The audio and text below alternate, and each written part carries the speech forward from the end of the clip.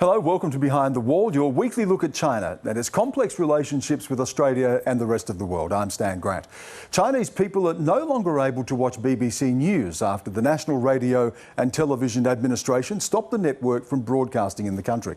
The administration accused the British national broadcaster of failing to meet the requirement for news to be truthful and fair, and said it harmed China's interests and undermined national unity.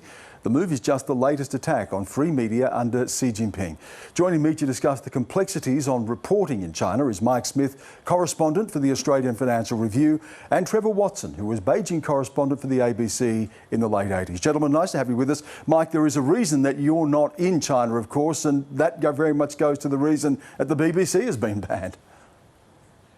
That's right. I mean, my situation was a bit more extreme, I suppose. I mean, it was the Australian government that told me to leave for my own safety. You know, as we know, an exit ban was put on myself and Bill Birtles, and, you know, we had secret police coming to our house in the middle of the night. So we did face quite a lot of harassment and, you know, no detention. But unfortunately, that means we can't go back into China in the medium term. And Mike, this is all part of what's been a crackdown on the media. This has been underway for many years now, but particularly accelerated under Xi Jinping. What's it like trying to work there as a journalist?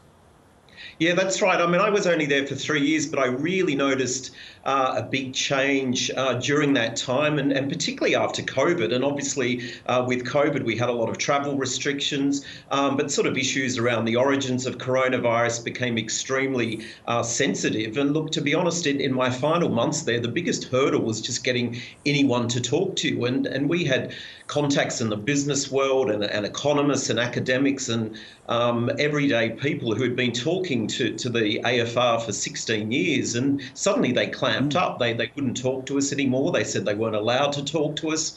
In some cases, they were just too nervous to talk to foreign journalists at all. And this was also happening sometimes with just ordinary people you try and interview on the street. So that was sort of the biggest hurdle for foreign journalists in China at the moment, I think. Trevor, your time, of course, goes back several decades. You were there, of course, in 89, right, with the crackdown on Tiananmen Square. And I remember this from my reporting there as well. In those days, you were totally controlled, weren't you? You had to apply for permission to interview anyone, to travel around the country with a government minder.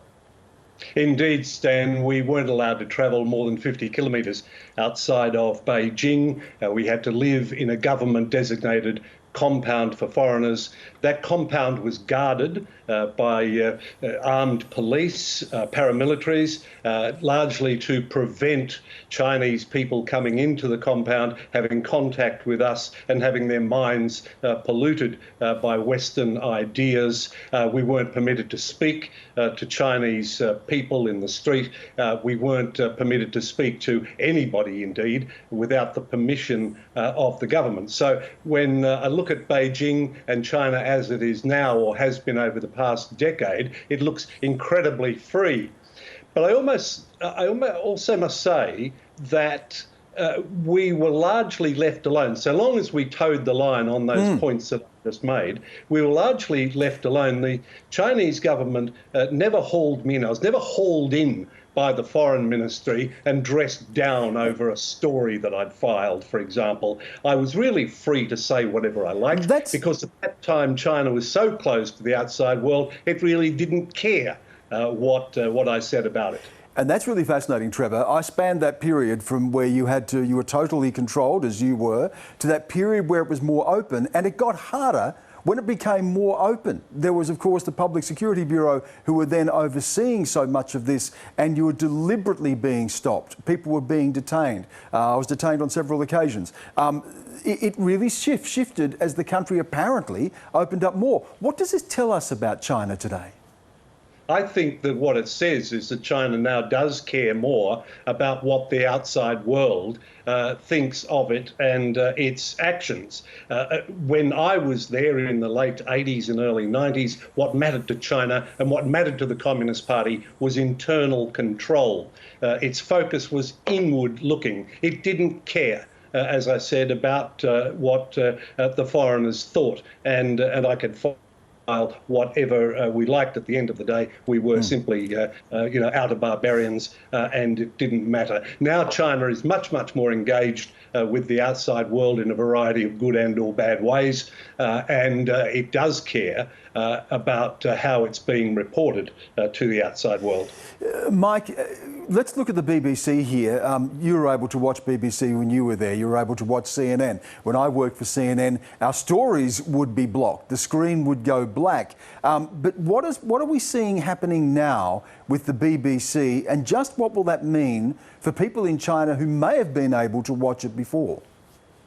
Well, that's right. I mean, there are not a lot of people generally in China who had access to the BBC. It was sort of mainly in sort of five-star hotels and sort of expat compounds, but and even then it was still censored. But what's really concerning me now is sort of there's this sort of targeted campaign in China against the BBC. You see it on Twitter, particularly one of its Australian journalists, Stephen McDonnell. He's sort of copying it from lots of sort of pro-China commentators on Twitter. And look, there's a danger they might decide to kick out the BBC journalists. I mean, they've already done it with many of the Americans. There's no journalists working for Australian media outlets in China. So I'm concerned sort of this is the next phase of what we're seeing in terms of China's curtailment of press freedoms.